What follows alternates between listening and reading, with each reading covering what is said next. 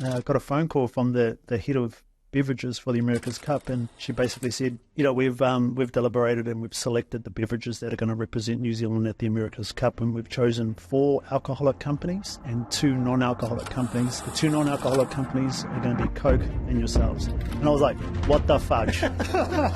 Joe Harawira, the co-founder of the premium non-alcoholic beverage Wai Mānuka. The entrepreneur takes us through the ups and downs of starting and running a beverage business. And what are the challenges that you've faced growing a business? It's relentless. It will push you beyond what you thought was capable. So you think about the toll sort of mentally, emotionally, spiritually even. Like there's been a few times where I had to say karakia. Yeah. You really got to ask yourself, what are you prepared to sacrifice to see this business or this venture succeed, and know that it's going to take more than what you think it's going to be. This is the Fresh Moni Podcast.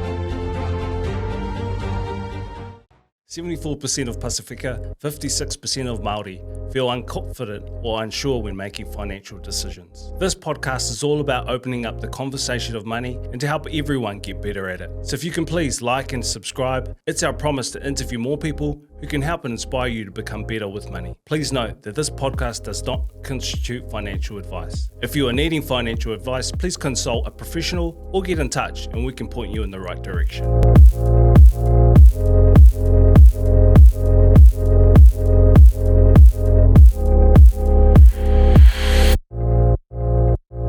Talo Flava, I'm Willie Leota, and welcome to the Fresh Money Podcast. On this podcast, we discuss all things money, from personal finance, business, and investment. If it involves money, we'll be talking about it. And I'm super stoked to be welcoming today our guest, Joe Harawira. Joe, welcome to Fresh Money. It's an honour to have you here. Thank you so much for your time. Why don't we kick off by you introducing yourself and what it is you do. Kia ora, talofa lava, ko Joe Harawira taku ingoa, ko Ngāti Awa me Ngaitarangi ngā iwi no whakatāne ahau. Kia ora Willie, my name is Joe Harawira and I'm a co-founder and the chief executive of Wai Mānuka, which is New Zealand's premium non-alcoholic beverage that infuses Mānuka honey with raw lemon juice and sparkling water. Tēnā koe. Tēnā koe, mean. Bro, why Mānuka? How long has that business been going for? When did you start that? Wai Mānuka's been running now for just over 3.5 years, and it's the genesis for it was a New Year's Eve party. So it was an idea between myself and 2 good friends from Whakatane where we catch up kind of sporadically throughout the year, and we just so happened to be together at New Year's Eve. And that New Year's Eve in Whakatane, which is 2019 going into 2020, well, for me, I hardly ever drink alcohol, and that night I had pineapple kombucha, and I was bitterly disappointed because it tasted nothing like pineapple. And then I remember leaning over to the boys, Wayne and Lance, and I was just like, bros, this tastes nothing like what it should taste like. Somebody needs to make a better premium non-alcoholic beverage to take to occasions.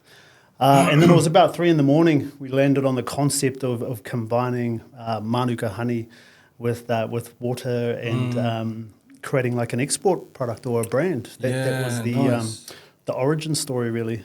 And then New Year's Day, actually, the 1st of January 2020, did a bit of desktop research and found out that no one was actually making a premium Mānuka honey beverage. So called the boys up and was like, bros, this is us. And we got into it. True. No way.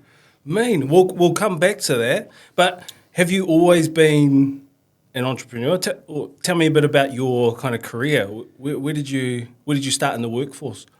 Yeah, so I left Whakatane at a young age and to serve in the military. So I'm ex-army where I served for the 1st Battalion Royal New Zealand Infantry Regiment in various specialist sort of combat roles. Okay. And from, after achieving sort of, I guess, my goals within the military, I've always had a passion for health and fitness. I went to university in Palmerston North and I did an undergrad in exercise. I know Palmy. You know Palmy? Yes, Do you? Yeah. Born and raised Palmy, yeah. Oh, Palmy, I love it. I'll always have a special place in my heart for Palmerston North. Yeah, nice. Yeah. So I did an undergrad in sports science, and then I did postgrad in project management. Then I went on to an executive MBA. And then after that, I ended up working for the NRL in the athlete wellness space. Right. So basically, I was helping athletes and their family transition into the NRL pathway.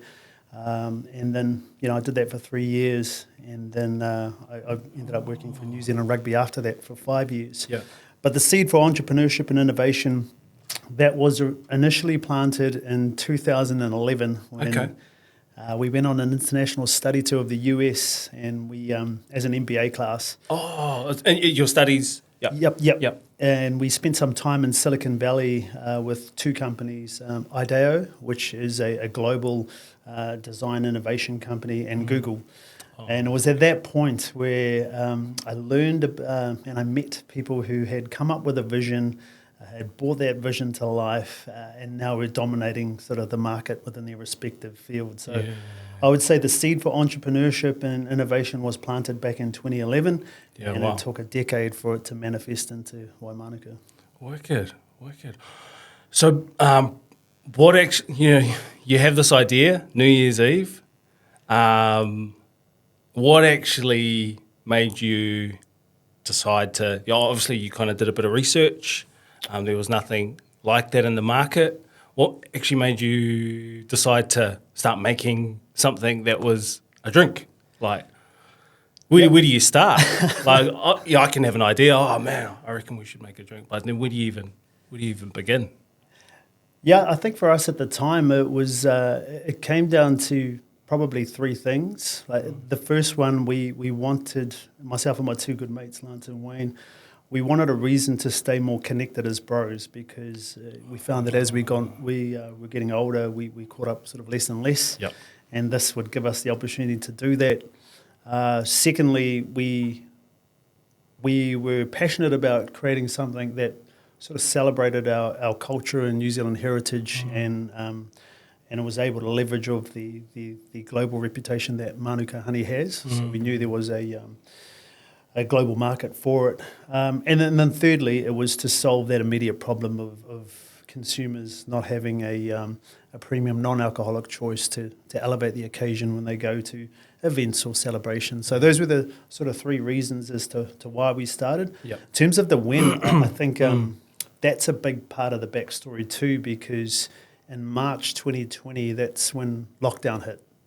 And Jacinda gave us time to get back home, and I was living in Wellington at the time. I moved back to Whakatane for that lockdown period. Sweet. Well, that lockdown period actually gave us the time and space to build the business and develop the recipe and meet with the right people who could help sort of support our sort of vision. So that lockdown really served as an incubator to bring the product to life. So it gave you time to talk about it, research, strategize. The whole works about starting a business. Yeah, exactly. And I think with the beverage technician and the manufacturing company, the design company, because the whole country was in lockdown, people seemed to have the time to work on it. Yeah. So because like when you say, did you say what? The beverage manufacturer, is that what you said? Yes, the beverage manufacturer. Like, where do you even find, how do you know to go to those guys? Oh. Is it just Google or? No, it actually came down through our network. So through Massey, which is where I studied, I was lucky to have a relationship with the Food Innovation Network, and I'd reached out to the chief executive there who recommended a beverage technician who could make Wai Mānuka. And it just so happened that beverage technician had relocated with her family from the UK back to New Zealand for lockdown, like just before it all sort of kicked off. And so random.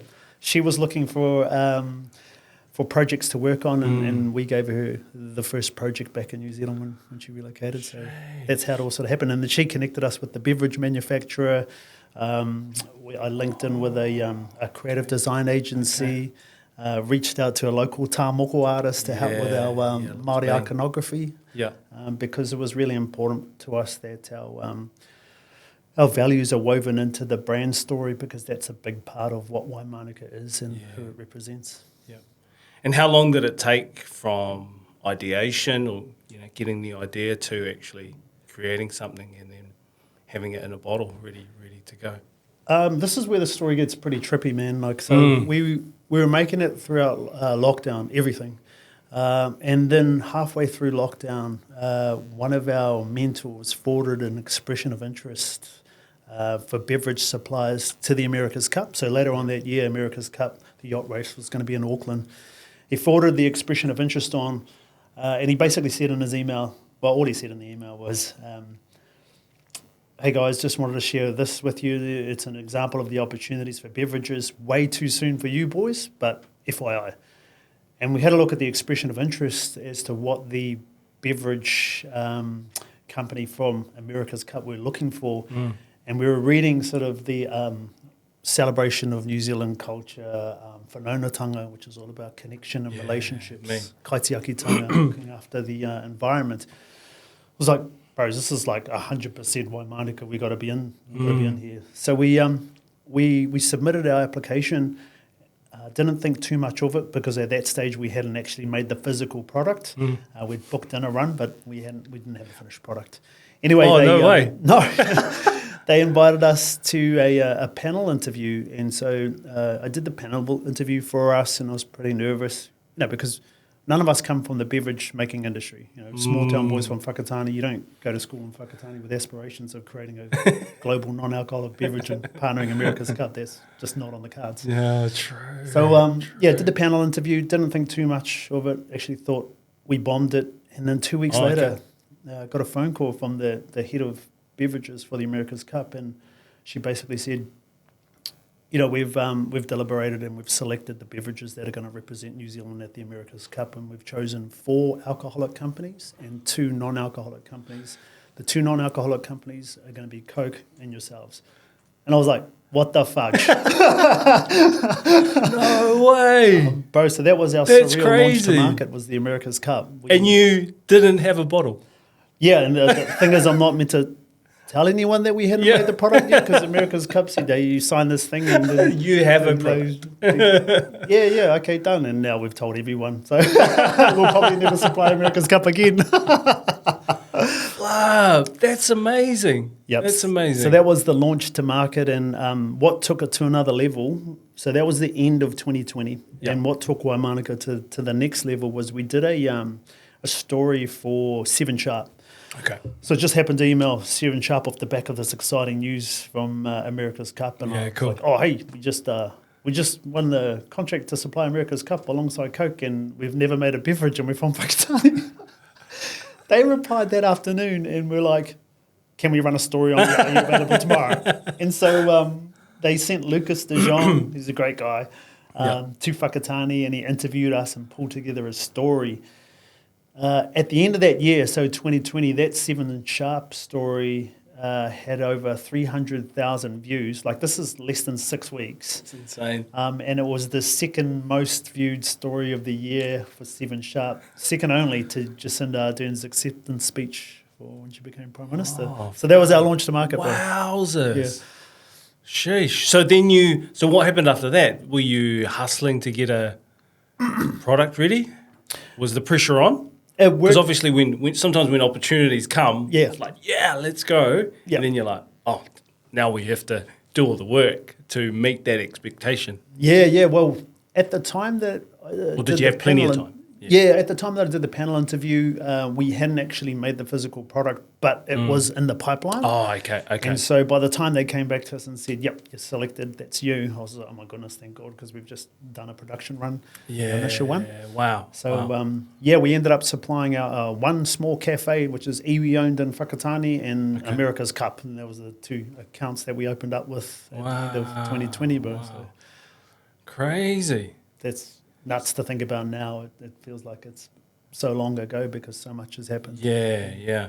So with that initial one, is it basically a contract going, hey, we need this many units to supply the America's Cup event? Is that how it works? Yep. So they needed X amount of units to supply the... they had a big sort of staging area where all the fans could experience the racing in there down on the waterfront in the viaduct, and they had sectioned it all off and had bars there, so they were selling Wai Mānuka in there alongside all of the Coke products. Yeah, So, cool. That was our initial launch. Just a small one? Yeah, it's really it's so surreal to think back on because at New Year's Eve it was an idea, and none of us came from the beverage making industry. We made it throughout a global pandemic, and then launched as a partner to one of the biggest and oldest and most prestigious sporting events in the world. Like, how does that even happen? That's I don't even epic. know That is epic. I don't even know how that happens. What do you think that comes down to? Is it a bit of luck, or is it you being prepared? Is it the pitch? Is it your risk taking? I suppose. I think it's a combination of things. Yeah. So first and foremost, there's like a growing global demand for non-alcoholic beverages. Gotcha. And that's been pushed up by Gen Z and millennials, so young ones who are like us. Like you, not me. Yeah. So young ones who are coming through who are wanting to align with brands that reflect their values, and their values are personal health and the health of the planet. So I think there's a massive opportunity in terms of the demand for non-alcoholic beverages. At the same time, America's Cup, they were looking for brands that were authentically New Zealand, cool, and that celebrated New Zealand heritage and culture. Yeah. You throw into the mix using natural ingredients, Mānuka honey, which is undoubtedly a superfood, raw lemon juice and sparkling water. That's a pretty powerful combination when you bring it all together. Yeah, big time. So I think because of the timing, the global demand, and what America's Cup we're looking for, it all really played into our favour. Yeah, wicked. Yeah. And I'd say probably one of the challenges at the back of that is that we probably haven't capitalised on it as well as we could have, looking back now. Okay. But you're always going to be harsher on yourself. Yes. Back. Yep. You have 20/20 vision and exactly reflection, eh? Yeah. Man, so if we look at financing a business like this, how does that work? Is it is it kind of bootstrapping from the start? Like, do you employ people straight away, or is it? No, you're bootstrapping and you're borrowing. Yeah. So you're using your own money from your own pocket. Yeah. So you're. It is really tough. Yep. So, to give context, the FMCG, so fast-moving consumable goods, beverage industry in particular, it is a high-risk industry, and 70% of the global market share is owned by just 2 companies. Yeah. And with that, if you look at New Zealand in terms of geography, we're a long way away from some of the bigger markets to access. So it's expensive to make and it's expensive to move. At the same time, because we weren't a validated product or brand, we had to bootstrap it and we had to borrow. So we used our savings, borrowed from family and whānau and from banks to get this up and going to validate the business. And we're still at that stage now of just sort of transitioning from a startup into a growth stage. And what I would say is that it actually doesn't get easier. As you bring on more capital and you're wanting to grow, there's an increased level of sort of complexity. You might have other shareholders on board, which again adds another dynamic to it. And as such, there's just a greater risk. So for those sort of startups out there, don't think that it's going to get easier, because as you grow, it becomes more expensive. Yeah. Particularly for when you're dealing with consumer packaged goods. Yeah. Yep. Crazy. And what are some of the challenges that you've faced growing a business? Probably the main one is it's relentless. Yep. So it will push you beyond what you thought was capable. So you think about the toll sort of mentally, emotionally, spiritually even. Like there's been a few times where I've had to say karakia. As well as physically. All of those kind of characteristics play into the business because you've invested so much of your time and energy into it and you believe in this thing that you're willing to go the extra mile. And what I would say is that you have to keep pushing through different levels. So once you get to a certain level of where you think your ceiling is, there's another level that's waiting for you to to step up, True. and it keeps going. I'm pretty fortunate in I guess my circumstances, because having a career in the military and working in professional sports with the NRL and New Zealand rugby, I'm familiar somewhat with pressure-driven environments. So a lot of that around kind of resilience and resourcefulness and adaptability has sort of served me well in dealing with the challenges that come with Wai Mānuka. But it's never ending, I would say, and there's no off switch. And what does become important as a business owner, particularly when so I'm the only full-time FTE, and so you know naturally juggling a fair bit, is that you've just got to be very you've got to be super focused on the tasks that are most critical. And so those tasks are where you want to spend all of your time and energy, and everything kind of peripheral to those tasks you've just got to relegate to background noise. Is it easy to get distracted? Super easy. And I'm not just referring to internal kind of business distractions, but it could be scrolling on social media, watching Netflix, spending time with mates when you could have been working on your forecasts, that kind of a thing. So you've really got to ask yourself, what are you prepared to sacrifice to see this business or this venture succeed, and know that it's going to take more than what you think it's going to take. What are the tasks that you have to stay focused on for the business? Managing costs and growth are the main ones. Yeah. So at the moment we're going through a capital raise process. So we're bringing on sort of external investment that will help us achieve two things. So one, we want to scale across New Zealand. And we want to employ a distributor who can, I guess, manage the heavy lifting to enable me to focus on those export opportunities. And then second to that, we want to validate an export market. So it's all around growth, it's all around investment, and it's all around cost savings. Yeah. How important is timing around manufacturing? Like from, obviously ordering. So, because is that how it works? You basically have to have cash to order a manufacturer to start, creating bottles of product, Wai Mānuka.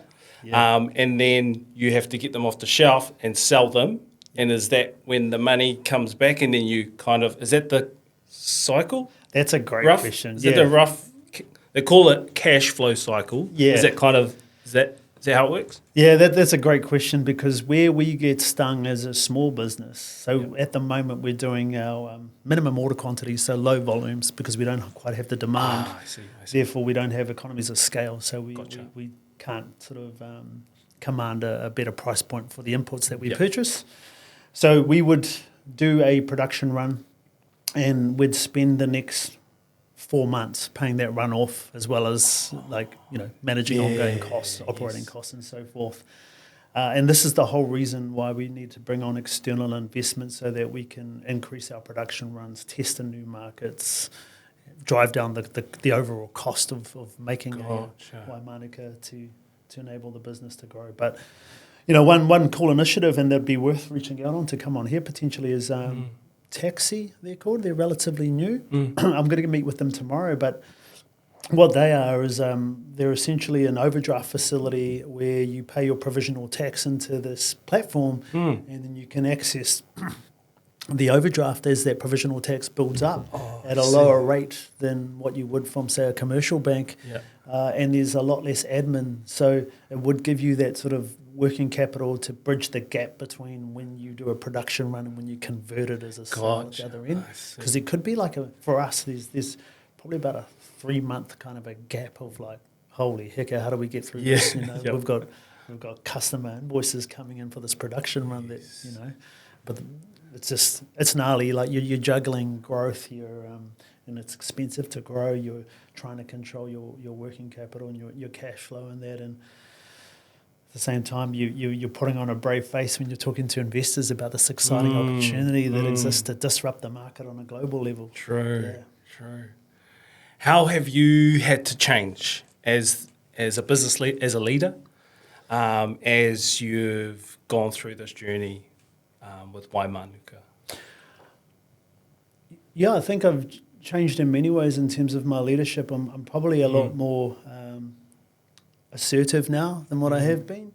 And I would even go as far as saying that Wai Mānuka at times has been harder in terms of the mental and emotional challenge than some of the challenges I faced in the military.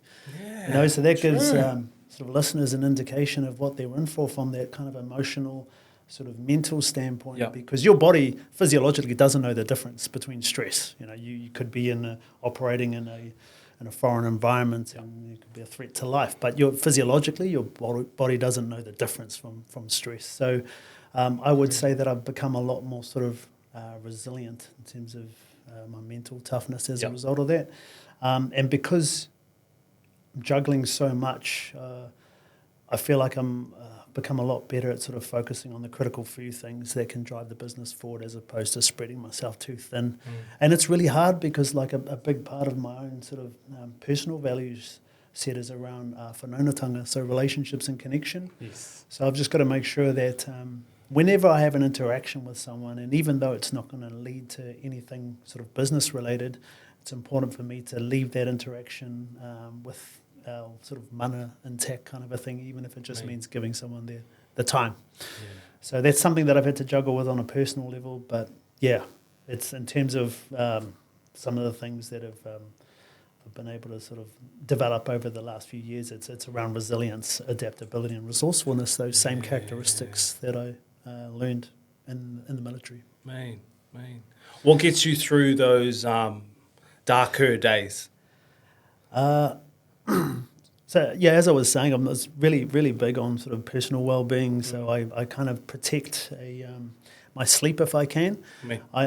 7 hours is generally a good number for me, and I find that if anything less than that, then the quality of my work output sort of diminishes over the long term. So I sort of try and protect that sleep, and that means that I shut down my phone at sort of 9 o'clock at night, sort of a thing, so I can give my mind the chance to sort of wind down. Sometimes not possible.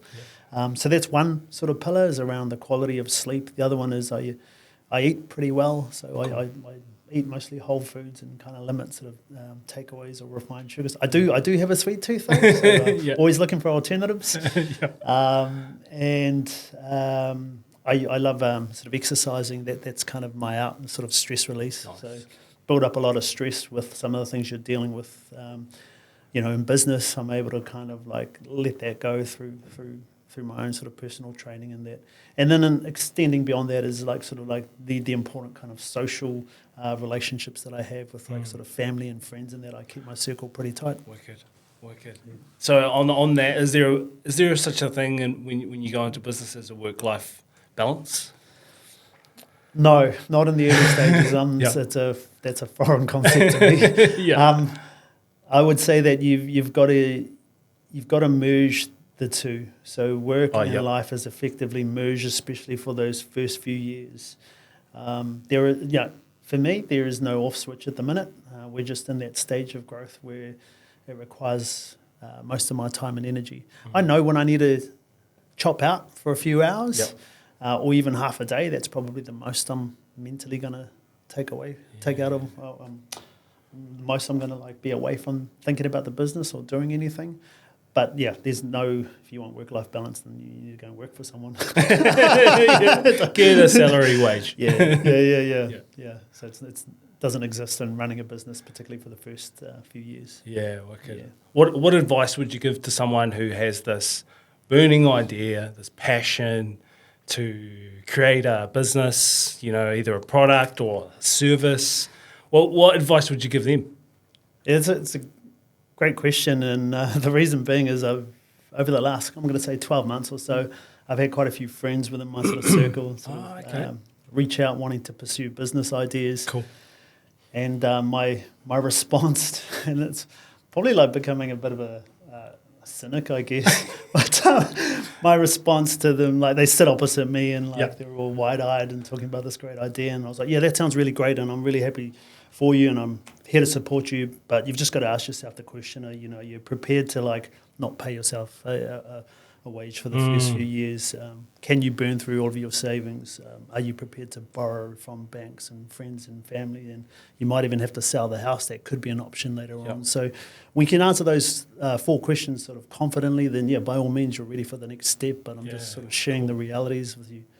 at the same time, it's the most rewarding sort of journey you can be on. You can sort of it's the most rewarding journey actually to be on, because it tests you in so many different ways, and then it opens you up to new networks, and you meet people that you otherwise would never have associated with. And the whole notion around having this vision and bringing it to life, and people actually loving what this is like, that's a massive driver. Epic. I think you're either an entrepreneur or you're not, and whether or not you find that idea or that pursuit that can bring that, that can surface that, then will determine whether or not you leave behind the job security and as such to follow a passion. Yeah. Is there a time that you should, is there anything you should do before going full into a business, or can you really prepare for it? I don't know if I'm the best person to answer this question, mainly because I'm also the eternal optimist. And, when I look at New Zealand on the whole, so we're fortunate enough to live in one of the most progressive countries in the world to start a business. So for me, that is like the green light to say, just go in and give it everything and see what happens. So, I'm probably, I'm just going to tell people, I'll canvass it with some of the risks. Yeah, cool. But ultimately, man, we live in a country that provides so much support for us. And when you're directing all of your energy towards something that you're passionate about and that you believe in, then you tend to find other people who gravitate towards that. And that gives you kind of that inspiration, I guess, that energy, that drive to keep going. It's there, but you've just got to keep going. And, the other tough thing too is that not every conversation or interaction that you're going to have is going to amount to anything, and it's important not to get disheartened by that. So you might have 10 or so different engagements, and 8 of them might lead to nowhere, and you might think that's a waste of time. Well, the actual fact, you just need to keep going. That's because it is hard. But you've just got to keep on putting a brave face on and keep going hard, and then you'll find the people that your product and your brand resonates with. Man. How do you keep going after, a number of people saying no? I love it when people say no. Is that something you'd had to not get used to, but in a certain way get used to? I've only been in the industry for 3.5 years, and for the last 12 months or so, I've been sort of working on a capital raise, and I've presented to a number of different investor groups around the country, sort of a thing. What I would say of all of the investors that I've met, there's really not a lot of people that know much about growing a global beverage brand in New Zealand, let alone how to invest in them. So that's something to bear in mind. There's actually not a lot of people in there who are around, particularly in New Zealand, who know a lot about this industry. Because you have to find the right investor as well, Because not only are they going to bring their money, but some expertise and networks to push the brand and the product forward. 100%. It's really important that this investor is shares the same sort of vision and values, but more importantly, can connect us to a network that can unlock future investing. So that's kind of the goal, is to get through this initial capital raise and then work towards a Series A. And what's a Series A? Sorry. So Series A is where we'd be big enough to attract the likes of a multinational or a private equity company. Oh, so I see. Essentially, so if we were to get investment on today, what we would do is set a time frame of 18 months to 2 years, and within that time we'd scale across New Zealand and would validate an export market. At the end of that time frame, you'd be able to go to a private equity or multinational and say, this is what we achieved in these 2 markets with this investment. Let's talk about what it looks like when we replicate in 10 or so different cities, I'm going to say, around the world, because Wai Mānuka is not a product that's going to be available everywhere, but if you targeted key cities within target countries, then you'll probably do well. Cool. Yeah. Cool. In terms of Series A, how much of the company would you be giving away or selling, like a percentage of the company, don't have to give exact or roughly, would you be giving to an investor at that stage of raising funds? Yeah. I still haven't worked out what we're going to be giving away for the initial raising. So, in terms of the Series A, what we'd be gunning for really though is a strategic partnership.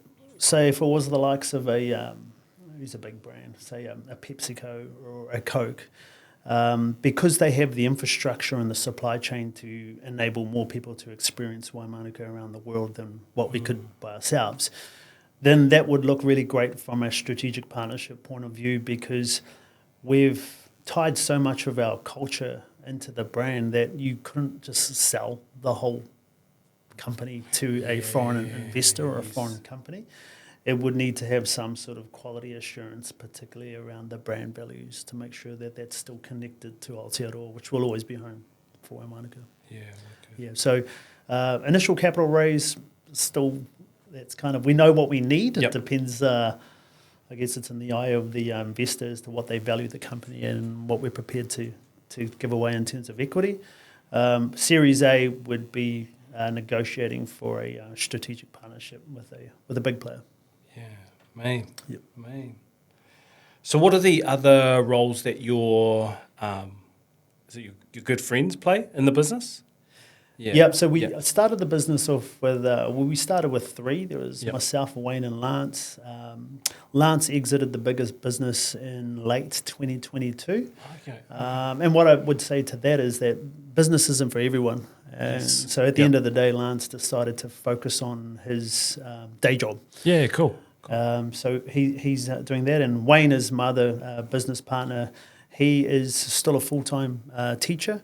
Nice. And he just sort of supports in kind of sort of operational tasks outside of schooling. So I think one of the keys for getting investment, one of the key things we want to do with getting this initial capital raise done is it'll be great to I guess maybe find a managing director for New Zealand and allow me to focus on kind of those global opportunities, because in 5 years' time we have a goal of 90% of our total revenue is going to be driven by exports. Yeah, wow. New Zealand's a great country to test and learn, but you don't want to, for a brand like Wai Mānuka, which is a premium non-alcoholic, you don't want to spend too much time here, because the market's too small. There's not enough people and there's not enough sort of capital.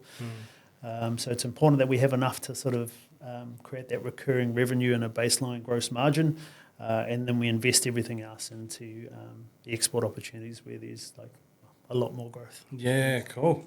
What's the plan for the next 3-5 years and further? What's the hopes and dreams for Wai Mānuka? I think the philosophical one would be, I'd love to think that no matter, like I do a lot of international travel, and there's nothing quite like being in a terminal, say like, I don't know, New York or Heathrow or whatever, and looking out onto the tarmac and you see like an Air New Zealand plane, and you just feel like, well, that's home. Yeah, big time. So the philosophical goal for Wai Mānuka would be, no matter where in the world you might be as a Kiwi, when you see Wai Mānuka, you feel a deep sense of connection and pride, because you know that that's come from home. Nice. And at the same time, if you're non-Kiwi, then that's almost like your opportunity to have something that I guess represents Aotearoa in a bottle. You know? So that's kind of the philosophical goal that we'd love to achieve, to create an iconic brand that's based off our values and that resonates with a global consumer. Yeah, wicked. Like, I totally get that. When I was in the UK for a couple of years, every time I would hear a Kiwi accent or see an Air New Zealand plane kind of flying in into Heathrow, I'd be like, oh, that's home. Yeah. You'd have that instant connection, and you're like, oh, yeah, I'm Kiwi. Yeah, Kiwi. totally, man. And the New Zealand kind of brand values, they're so powerful. Like everyone looks to New Zealand for it's kind of premium, natural, cultural. These types of kind of characteristics are what sort of separates us from almost every other sort of market. So these are the things where as a small business you can leverage on when you get your communication right, and as long as it sort of resonates with consumer preferences in that market. Yep. Like when I think about Wai Mānuka, for example, it has multiple value propositions. So, and those value propositions are, there's Mānuka honey, which is a wellness effect. There is the use of natural ingredients to make it. There's the weaving in of Māori culture. There's the pure New Zealand brands. There's the non-alcoholic occasion-based beverage. There's the functional beverage when you bring it all together. So depending on what kind of message works with a particular consumer in that market, you can actually tailor your communications so that it resonates more with them, and you can cut through all of the noise, because that's what you're trying to do when you're marketing a product. Yeah. True. Man, let's go back to you growing up. Yeah. Finances and personal finances. Was that something that you guys as a family, as a whānau, talked about money? Was that a norm, or was it not a thing? No, well, I grew up with so we were a small whānau for yeah. Māori family. So there's just myself and my an older sister. Oh, man. And then mum and dad. We lost dad back in 2017. Oh, sorry. So both my parents were sort of working class. We didn't have open conversations around sort of finances, but it was something that was always important to mum and dad, because they wanted to make sure that we always had a roof over our head and food on the table type thing. And I would say kind of later on in my my career within the NRL, where I got to work with young athletes around sort of finances, it's often viewed as and this is the same as in Māori culture as what it probably is in Pacifica, is that it's a kind of people are a bit sort of whakamā to talk about finances. Yeah, definitely. If you say, like, for example, with Wai Mānuka, first and foremost, it has to make money. If it doesn't make money, then we're not going to be able to give back. Exactly. So, and that's kind of like the dilemma, I guess, that we face as a culture, is that so much of us is about kind of the collective and wanting to do something to give back, that we actually negate the fact we need to create something that's viable. So I'd love to think that I could have the opportunity, I guess, to speak to our people around the importance of making sure that we can keep our finances in check and we can build wealth, because that enables us to give back at scale. So it wasn't a subject that was openly discussed. Yep. We knew it was important, mainly because we didn't have much. Yep. But I think there's a lot of work that needs to be done around kind of changing our perspective, particularly from a Māori and Pacifica point of view, on finances and budgeting and that type of thing. It's okay to make money. It's okay to make money. That's right. It's a good thing, actually, because it's going to enable you to do more. Yep. You can do more. Yeah. You can help more. Yeah. It just accelerates things, right? Yep. Of the good work that you want to do. Yeah. So. Yeah, totally. And at some point, Wai Mānuka's got to move out of the startup phase of bootstrapping everything and surviving on an oily rag to become a powerhouse, if our goal is to partner alongside a multinational. Yeah. And so that means money. That's right. That's right. And how do you manage the finances of a business? Is it the same with your personal stuff? Do you have a budget or a forecast for your business as well as your own personal budget? Yeah, a personal budget for the since I transitioned into Wai Mānuka 2 years ago, I'm going to say personal budget has been financed a lot by the Bank of Mum, which has been great, and I've been so lucky and fortunate to have you. Respect, Mum. Shout out to Mum, Bank of Mum. No interest rates too, as long as it's paid back. Yeah, nice. And as for the business, we sort of operate on forecasts and kind of looking at sort of 3-6 months ahead sort of a thing. And but it's such a gnarly time when you look at, I guess, the impact of sort of inflation and the cost of living, and even like sort of the global supply chain issues. Like forecasts are like, good luck with trying to be on the money with that, because things are just changing so quickly. That's right. And probably in general, I think New Zealand entrepreneurs were probably... we might be entrepreneurs in general, probably a bit sort of guilty of like overinflating the forecasts based on what our perception of what we think the future should be, when in reality it's going to be a whole lot sort of harder. So Gotcha. I have no doubt that banks will have someone sitting in those back offices looking at our forecasts and then just dialing them down to see if we qualify for an overdraft. I'd say 10% or off that. But in saying that, is the forecasts are really good to enable sort of planning and knowing when roughly we're going to do a production run or when we're going to be really short and things are going to be tight. And it's a good practice run to get into for when we do get into exporting bigger runs overseas, because the payment terms could be 60 to 90 days. Yes. So, the biggest difference between sort of scaling, the biggest difference between sort of operating in New Zealand and operating in international markets is when you're exporting, sort of your risks go up threefold. So time frame, costs, everything goes up. So good training opportunity in New Zealand, but we're in a stage now where we're ready for sort of some bigger opportunities now. Yeah, cool. Yeah. Growing up, who did you get financial advice from? Or did you? Is that something you kind of just learnt as you went on? Did the army give you some financial advice as well? It actually didn't. I didn't get really any sort of formal advice until we had one presentation when I first joined the army about a guy who was trying to talk us into buying property. Oh, okay. Starting at sort of 19 years of age and building up a property portfolio. Other than that, when I was overseas with the boys, we were on operations, we used to read a lot of books like Rich Dad, Poor Dad, and share that amongst ourselves. And so it was kind of like sort of self-directed. Okay. And then sort of once I left the military and got into studies, especially the MBA is the one that sort of opened my eyes up to accounting and finance and that type of thing. And then the international study tour. So, yeah, nothing major throughout my sort of formative years. We had one kind of engagement formally in my military career, self-directed after that, but then hit the ground running with the MBA. Yeah, hard out. And do you get any support for, I suppose, forecasting, budgeting for the business? Yes. So we're very fortunate to be we're a focused customer of New Zealand Trade and Enterprise. Oh, nice. So what that means is they wrap around a whole lot of support around Wai Mānuka to enable it to become a successful exporting company. And with that, we get access to an investment team who have helped out with our investment deck and our forecasts as well. And we need that sort of expert lens across it, particularly when you're dealing with overdraft facilities with the bank to cope with a production run sort of a thing. They're not going to necessarily agree with the forecast you put forward, but it will hold a lot more weighting if it's coming from an investment manager at NZT who's supporting you and pulling those numbers together. Okay. And then it's up to you to tell the story that the bank needs to hear to get to the next stage of unlocking some cash for the company. Yeah, nice. Good presentation skills.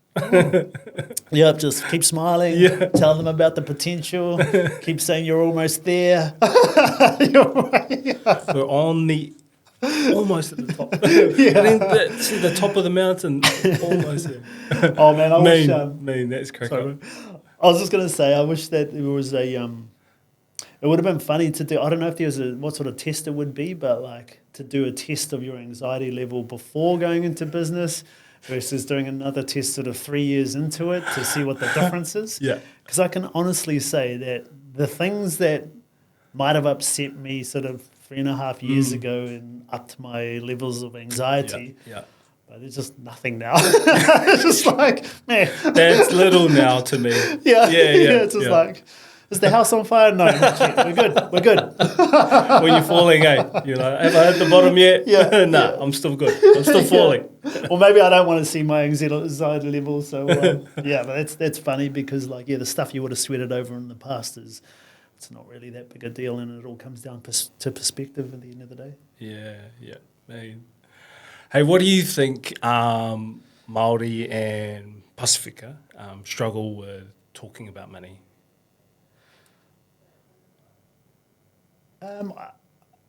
Why do I think? I think it's just because it's become culturally acceptable, and it's something that we've learned from our parents, and our parents learned from sort of their grandparents and so forth. So I don't know the origins of where and how that came about, but it's just something that you don't do, you don't talk about. And which is quite sad really, because we want to see our Māori and Pasifika who are successful, and what did they do to become successful, and what does that look like in monetary terms? Why not?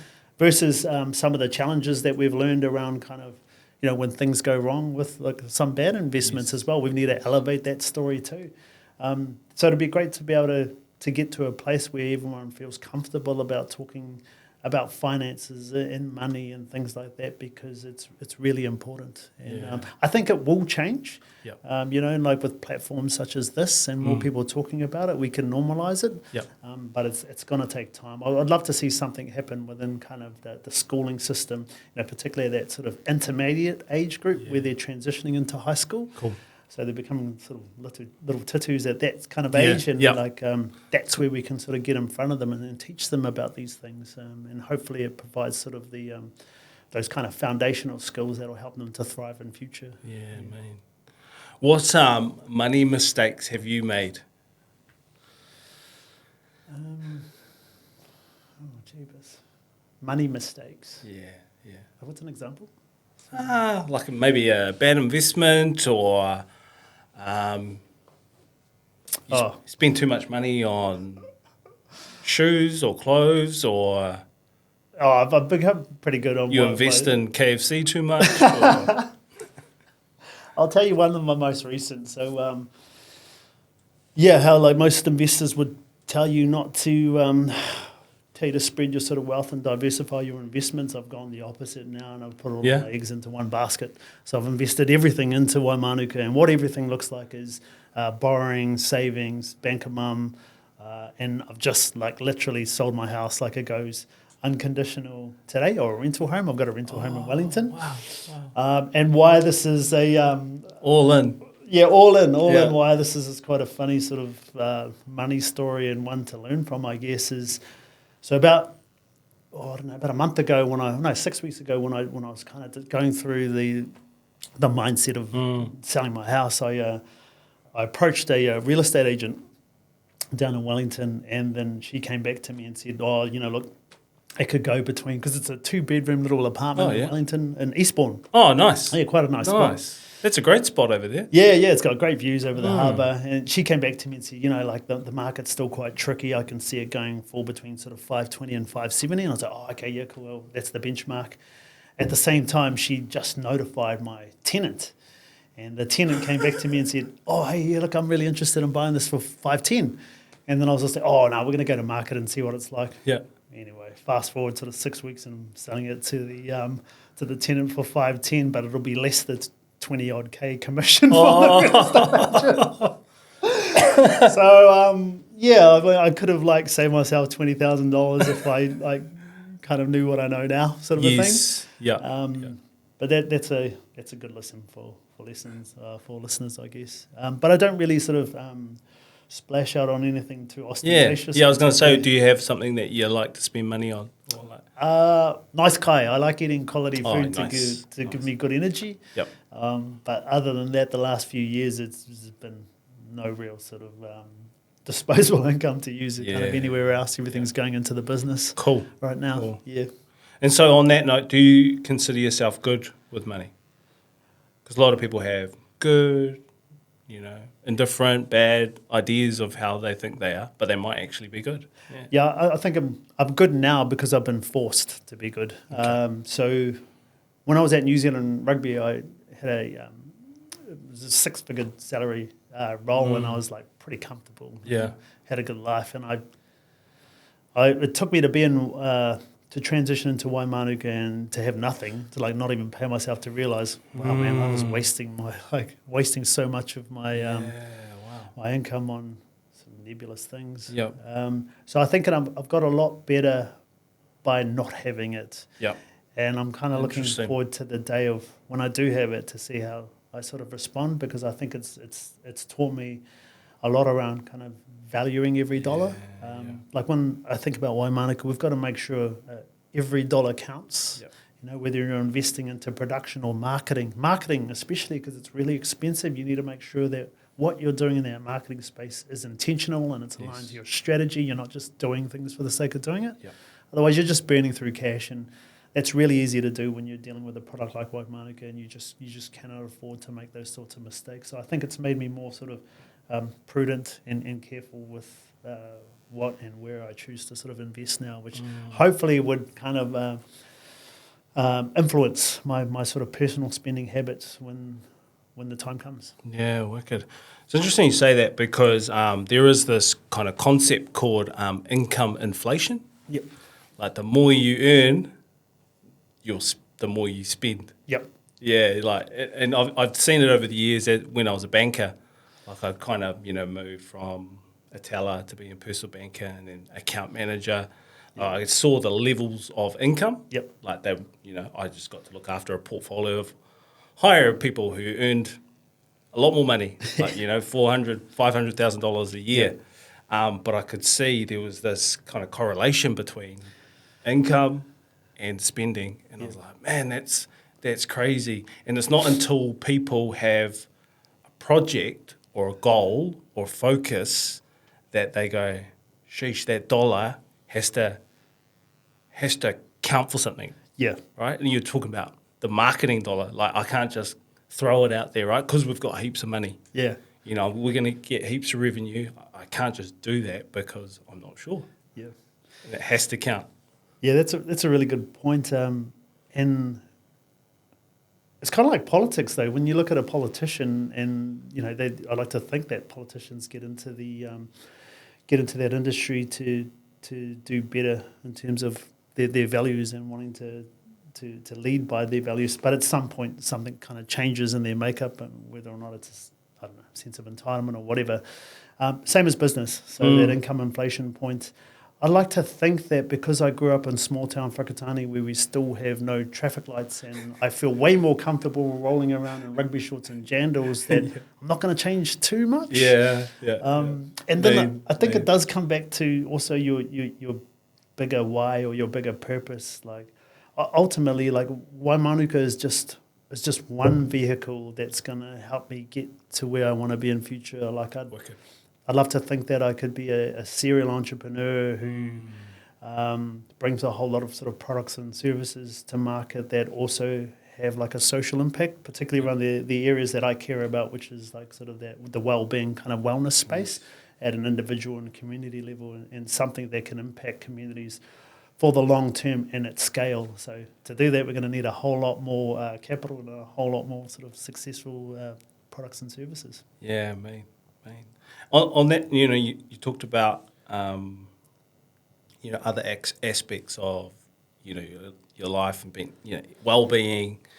This is a question that I ask most guests is, what does wealth look like to you? Like there's riches, which is kind of like money and like having heaps of money. What does wealth look like? What's your definition of wealth? Oh dear. The definition of wealth would be the ability to act on choices. Yeah. So I'm happy if I'm eating healthy and I'm in comfy clothes. I'm good. That's I don't have a flash car or anything like that. Yep. And wealth to me is like I guess more geared towards being healthy as a person, both in sort of your mindset and your physical makeup, because that is your number one asset. Like, without our health and our wellness, then we can't actually do the things that we want to do or impact the lives that we want to impact. So wealthy to me would be, being able to live a healthy lifestyle that enables me to do more of what I love, which is giving back and helping others. That's the stuff that lights me up. Wicked. Cool. And final question. What are your hopes and dreams for yourself, firstly, personally, and then for Wai Mānuka? For Wai Mānuka, my hopes and dreams for the company is that it becomes the global brand that we know it can be, off the back of securing an amazing strategic partnership. Wicked. So that's probably a 5 to 7 year goal, I reckon. Yeah. For me personally, I'd like to think that this is the start of my serial entrepreneurship kind of journey. Nice. Where I just, like, the cool thing about being an entrepreneur, man, is like in a lot of ways you're just following your intuition and your instincts until you find that thing that you can sort of focus on. Yep. And I don't know what the future holds, what that looks like, and that actually excites me, but I know that it's going to be something beyond just sort of Wai Mānuka. There are going to be other opportunities out there, and I look forward to sort of embracing those when they come about. So becoming a successful entrepreneur, living overseas as well, and then coming back home to sort of pass on kind of my learnings and experiences to the next generation, because ultimately it's about helping rangatahi or young ones sort of raise the bar of what they think is possible. Yeah, mean. Actually, it's not the last question. Something that you said made me go, how do you make decisions in your business? Because you said something about intuition. And I was like, is it kind of a gut feeling, or do you have a process that are filtered through your values and things like that? Yeah, I think it's depending on the significance of the decision. Like if it's a really important decision that needs to be made and it's critical for a whole host of reasons, then I'd look at it from like a commercial lens, and then I'd also look at it from a values based, like is the mission and values aligned of what this decision could mean. And then lastly, it's that intuition. And I think the intuition, we should never ignore our intuition or our gut, because I've had quite a few conversations with people where I felt like the values haven't been quite aligned and the goals aren't aligned either, and because of that, a partnership hasn't sort of developed out of that. So you should always kind of, even though the commercials stack up and people are saying the right things, you should always back what your intuition and the way that you feel, because more often than not, it's going to be right. So, Mean. Well, Joe, thank you so much for your time. Really appreciate it. It's been an honour to have you on. Thank you. Kia ora, Willie, thank you so much. I appreciate it. Thanks for having me, man. Awesome.